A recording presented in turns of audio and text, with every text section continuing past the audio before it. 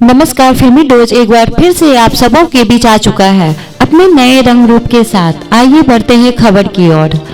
Bhojpuri cinema के superstar Khesari Lal Yadav आखिरकार अपनी पत्नी से हार ही गए।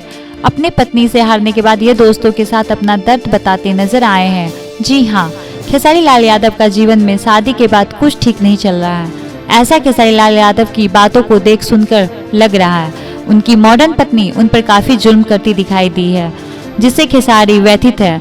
पत्नी के द्वारा सताए जाने के बाद खेसारी लाल यादव कहते हैं कि अपने जीवन में अभी तक किसी से नहीं हारा, लेकिन अपनी पत्नी से हार गया हूँ।